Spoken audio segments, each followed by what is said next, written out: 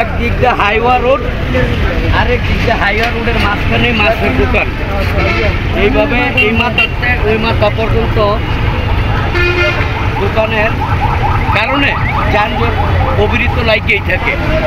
তো এইটা সোনারগাঁ থানার ভারপ্রাপ্ত দায়িত্ব যে নিয়ে আসছেন টিনু স্যারকে রিকোয়েস্ট করবো, এবং এই হাইওয়া রোডে যে ধরনের যানজট লাগিয়ে থাকে শুধু এই দোকানের কারণে, গাড়ি মানুষের চেয়ে বেশি এখন গাড়ি। আমাদের সোনারগাঁও মুগরাপাড়া চৌরাস্তায় গাড়ি লেগে আটতে পারি না, আবার এর মধ্যে রোডের মাঝখানে দোকানপাট দিয়ে বসাই দিচ্ছে। হ্যাঁ, এটা সোনারগাঁ থানার ওসি সাহেবের চোখও পড়ে না, এবং সোনারগাঁ থানার ভারপ্রাপ্ত দায়িত্ব টিনু স্যারের চোখও পড়ে না।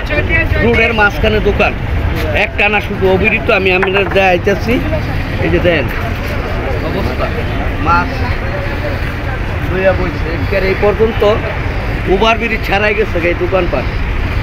কিন্তু এগুলি কইব কে, আর এইগুলির বিচার আসার সাইড ওটা কেটে।